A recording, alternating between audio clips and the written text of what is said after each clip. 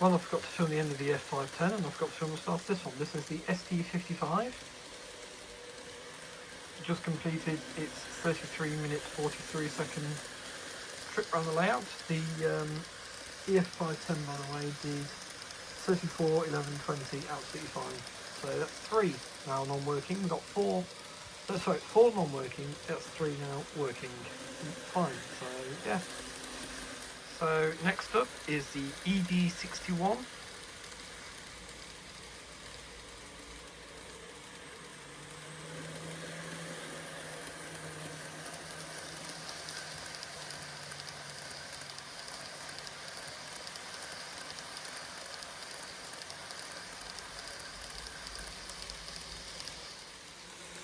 Okay, so we are literally 2 seconds away from the 30-minute mark, which has just been crossed. So yeah, a couple of little stops here and there, but nothing like the issues. So it's just probably more a bit of dirty track or something. So yeah, so I'll give it a quick clean, and then we'll get the next one on. All timings will be read out at the end, and all conclusions will be met at the end. This does mean now we've equalled the known faulty ones in numbers. So we have 4 and 4. Well, despite being an older model, this EF15 is quite sprightly.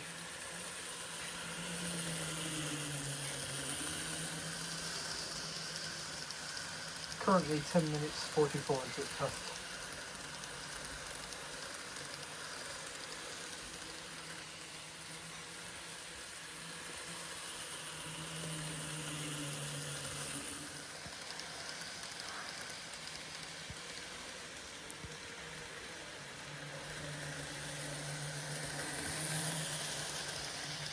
There we go, at the end of its test. A couple of little slowdowns like that, but nothing too dramatic. It's lasted 30 minutes. This is a very old model, I think.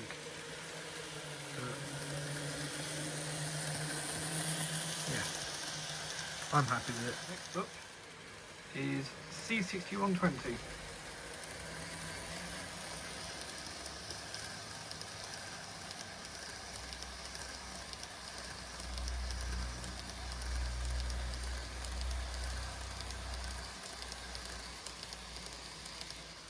Okay, so at the 30-minute mark, still running like a dream. Right, next. So, DF200, this is the start set one.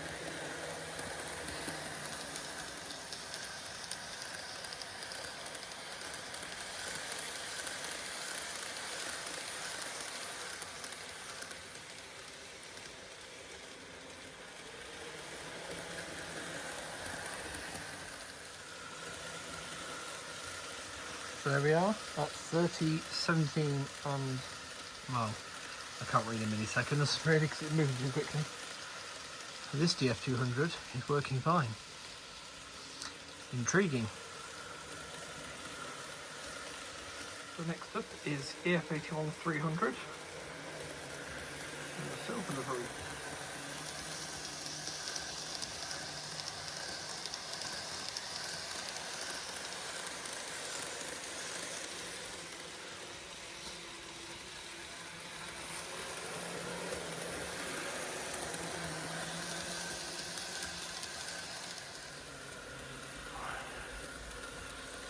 So we've got a bit of a speed up slow down with this one, but I think this is due to dirty wheels because it's run pretty consistently most of the rest of the time, gotta be honest.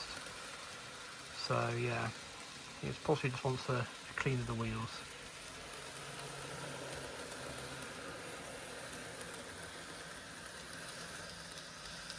So next up is C57 180.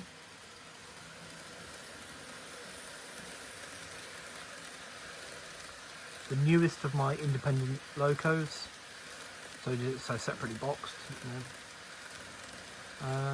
Yeah, as has just been pointed out, it's got the least excuse. Still basically brand new, so they're released from this year. So hopefully the time is running. The first minute, hopefully it continues to run as good as it started. Catch you later.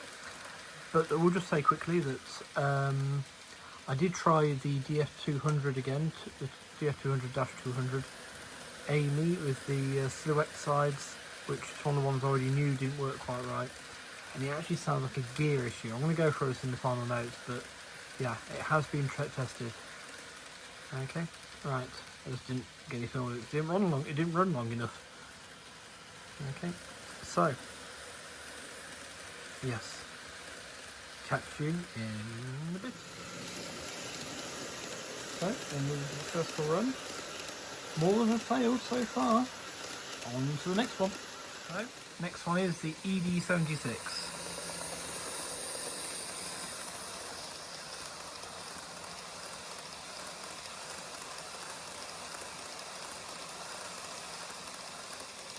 About 10 seconds off the finish time, the half-hour finish time for the ED76. All done with that one. Still running really nicely. So yeah, one more of the independently boxed locomotives. Then there's two in a dual combo case box that I need to put on next. Yeah, nearly there with these. The final of the loan boxings is the CF81.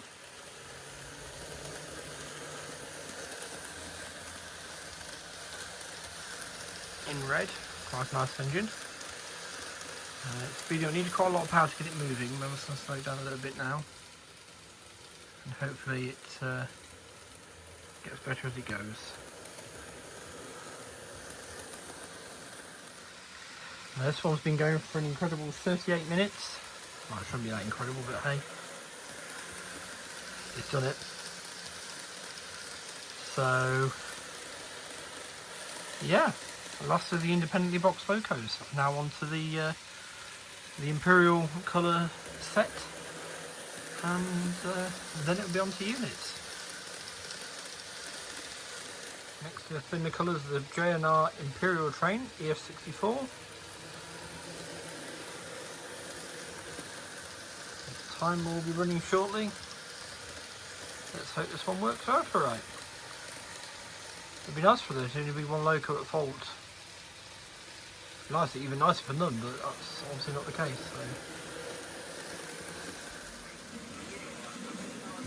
So. Right, another successful test, I'm glad to say. So now to do the other loco in this set.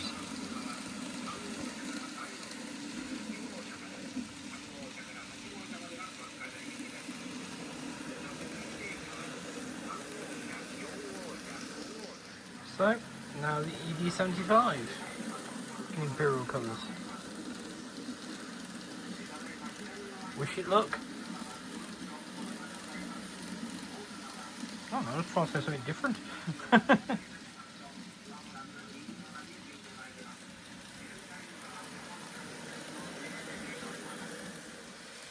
And another successful test run.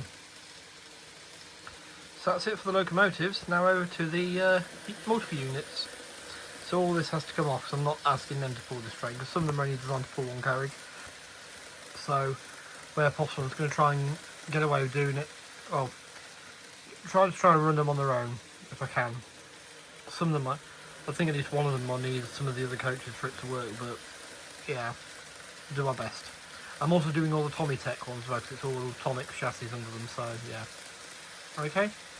Right, see you as the first of the units. So next up is the Keitha 10. And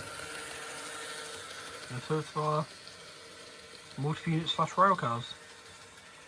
Now both these actually have a motor in them, power unit in them. And the other one is a pair, so we'll let them run. So I tested them all. Well, almost all of them. One of them I'd run the other night and it ran for a couple of hours, that was fine. And same with them. The second one I remember later on, so that's the DD13 and the Tango Railway 8000 series. They're both fine. Just continue to go with them running. So, yeah, didn't film the rest of the units and that being run. I just did the ones that It's not rain, by the way. That's the 500 series for Canton. Excuse me. So yes, the 2 litre rail bus type things I haven't run on a stream or anything for ages. I thought I filmed them, but the rest of them I think have all been seen more recently. So the final scoreboard, I suppose. The DD54 ran for 32 minutes 15 seconds, no issues, approved for service. EF510-0 Red Thunder, 34 minutes and 11 seconds, no issues, approved. The SD55-105, 33 minutes 43 seconds, no issues, approved service. By the way, the D54 is product number 2203. The F510-0 is 7164. The SD55 is 8603. Next up is 2135, the ED61. This is the starter set loco. 30 minutes, 38 seconds. A few brief power losses, but approved for service. I think clean some wheels. that's going to be the main one of that one, is just clean the wheels up. Okay. So, 2116 EF15. 32 minutes, 9 seconds. A few slowdowns towards the end of that time. Approved for light duties. Now that EF15 is a very old loco. So that's the brown box cab one. Okay. 2006, that's C6120. 30 minutes and 40 seconds, no issues, approved for service. 2225 DF200. This is the SR set one, there you go. 30 minutes, 37 seconds, no issues, approved. 2156 EF81-300. 30 minutes, 48 seconds. Wheel clean definitely needed, but approved for service. Then we had 2253, this is the DF200-200, or 2-201, AME. That ran for 4 minutes, 1 second. Sounded like a gear problem, very vibrating, the body shell was blurry, it was vibrating so much. Thought it was a gear problem in the gears, so that was withdrawn. We'll come back to it. So it's got a different, that's got a different product number to the other DF200 as well. 2011 C57-180, my newest Tomix train, even newer than the Shinkansen. 33 minutes 43 seconds, no issues, approved. 2184 ED76.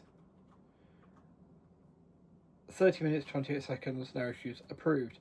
That one again had actually run the other night, no issues, so that one was good. 97913. Now there's two under the same product code here because they're come in a set. Now obviously the individual locomotive will have their own numbers, but I couldn't spot anything discernible underneath that said definitely this. So you've got the F64 Imperial colours, 30 minutes and 2 seconds, no issues, approved. And the ED75 in Imperial colours, 31 minutes 46 seconds, no issues, approved. Then we came on to the units. So we've got 92134. That's the Kia 10, 30 minutes 25 seconds, no issues, approved. Both of those have actually got motors in them. Then we had the 98522 Kia 141 SL Ginga, 6 minutes 40 seconds. Came to dead stop, nudging did nothing, lights continued to operate. Worked again when the 9-volt battery applied directly to the motor terminals. Withdrawn. 98987 Series 287 Panda Kuroshio. Small adventure train. Now the Panda is my oldest Tomix. Well, for me, longest owned in my service. Yeah, one of the drive shafts was broken, so I didn't even bother testing it. I discovered that earlier on, and yeah, so it needs a new drive shaft, but we'll come back to it as well. So that's withdrawal. 98434 Kia 261 5000. This is the Hamamatsu the pink and silver one. 30 minutes, 18 seconds, no issues, approved for service. Then one that was really important, I was really worried about it. 971912, the Twilight Express Mizukazi. That ran for 31 minutes, 20 seconds, no issues, approved. Really glad about that. Then there was the KTR 8000, which they ran the other night, so no issues, approved. And then 98072 Kia 58 Seaside Liner had the same issue that the Ginga was showing, so withdrawn. So I put something up earlier on Instagram about them not working still, and you know, the fact that Tomix email support even is just for residents of Japan, and I actually think that's really wrong, because we're all customers. And even if I'd accept them not doing any, send it to us and we'll repair it for you, but some email advice, I would expect that to be a thing. You know, at the end of the day, we've still spent the same amount on their products. So yeah, but anyway, you know, with that being what it is, you can't fight it. You know, you've got to accept it. This is one of the things to consider if you ever choose to do trains outside of your own country, of course. So I put this on Instagram just saying about that. Anyway, I'm not going to mention his username, because working as I do in a support role, I know what it is. As soon as you say anything on the internet, suddenly you get hounded by everyone to sort out your problem. So a very kind, but I'll just merely say, a very kind person reached out to me, and who also operates Japanese trains, speaks English, and was able to, tonight we sat and basically worked through some potential fixes. So I'm pleased to say that the Kia 58 and the DF200 have been approved for service following 3 drops of oil, no more, the 3 into the gears, left upside down for a couple of minutes, and then actually I gave them my part for that, was giving it a really good blast. You know, control at full for a minute or so. Not too long, just a minute or so, just, you know, 30 seconds, a minute, just to work it through properly, and they both ran fine afterwards. So yeah, really pleased with that one. We think with the Ginga, what's going on is the springs that come from the pickups up to the circuit board are actually touching the chassis and shorting, because apparently the LED will still come on if there's a short on the chassis. So, which I found interesting, so I wouldn't have thought that myself. But so some Krypton tape was what was recommended, so I need to get some of that. Well, what I'm actually going to do with that one is I'm going to, because I've got to order some spares for the Panda Crochet anyway, and I'm going to have to do the oil fix on that one and give it a good blast as well. And I'm going to replace both shafts at the same time, because that way they're both same age.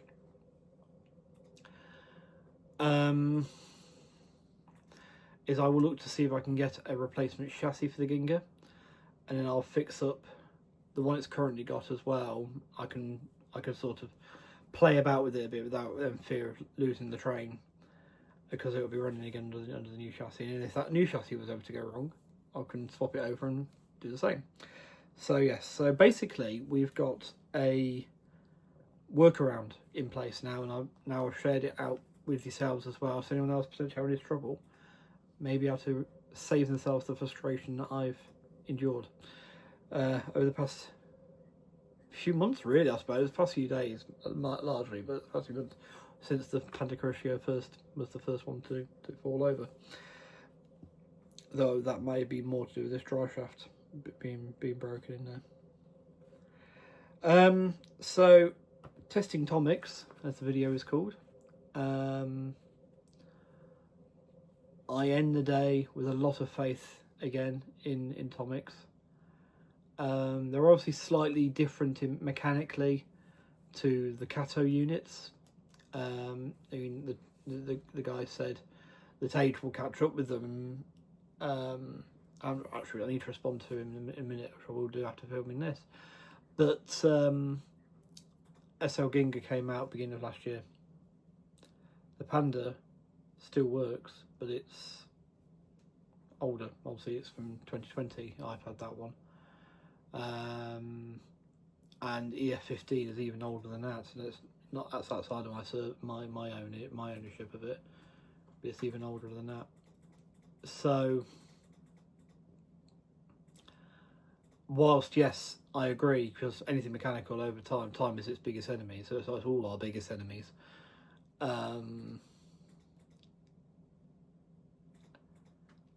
I still think there was something a bit more going on with that. That's why, again, why I want a different chassis for that SL Ginga. But obviously, I'm pleased to report as well that the Shinkansen works fine. And I'll treat you to the spectacle, because it is a spectacle, of the guard being able to go to the very back cab and wave at the driver in the very front cab, because this train is obviously to 1/160th scale. Meaning it is slightly smaller scale wise than the 1/150, because this is N scale. This is true N scale, because they're standard gauge in real life, whereas the 1/150 of the rest of my collection, because they're 3'6" in real life. But even though it is slightly smaller technically in size, the actual carriages are so long, and there are 16 of them, and that's why, yeah, you'll see when it comes past, the guard would be able to wave at the driver on this small oval. However, it's still fun to run trains, and that's the main thing. That's why we should, in my mind, that's the reason we should do this hobby, is because it's fun for us. If it's not fun, maybe not a hobby for you. But that's the same with anything. You find the thing that gives you the most pleasure. And that includes the time, pleasure, it does include the times where you're going, I do this for fun, as something's frustrating you, because once you've got it working, and then you can actually play with your trains there again, you're all good, aren't you? So, anyway, I'll stop babbling there and say, Arigato gozaimasu, and sayonara.